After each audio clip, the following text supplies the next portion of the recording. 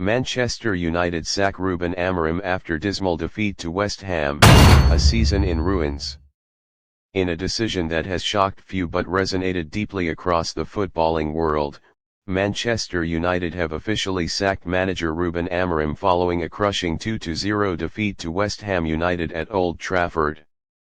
The loss witnessed by thousands at the storied Stretford End marked the lowest point of a disjointed and turbulent campaign, culminating in the dismissal of a coach once heralded as the future of the club. When Rúben Amorim was appointed as Manchester United manager, the mood around the club was cautiously optimistic. Touted as one of Europe's most innovative young tacticians, Amorim arrived from Sporting CP with a reputation for building exciting, dynamic teams. Fans and pundits alike hoped his fresh perspective would breathe new life into a club that had long been drifting through mediocrity. But the dream quickly unraveled.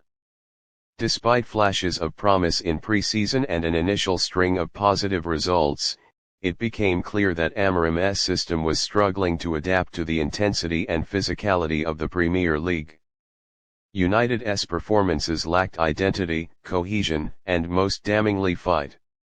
Tactical confusion reigned, and the team never seemed to find rhythm, often appearing disjointed, sluggish, and unsure of their roles. Saturday's match against West Ham was supposed to be a moment of redemption, a chance to rally, reclaim pride, and perhaps salvage a season spiraling out of control. Instead, it became a symbol of failure. A lifeless United side was comfortably dispatched by a mid-table Hammers squad, with goals from Jared Bowen and James Ward-Prowse sealing a win that stunned the home crowd into silence before giving way to a chorus of boos. As jeers echoed throughout the theatre of dreams, the writing on the wall became impossible to ignore. Amorim cut a lonely figure on the touchline, animated, confused, and ultimately powerless.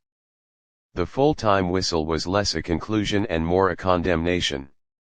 The statistics paint a grim picture. United sit well outside the top four, having lost more games than they've won since the turn of the year. The attack has been toothless, the midfield disconnected, and the defense alarmingly porous.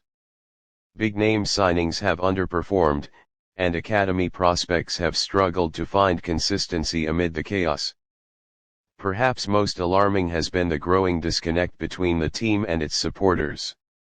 Once a fortress, Old Trafford has often felt more like a courtroom, with every match another trial for a club accused of betraying its illustrious past.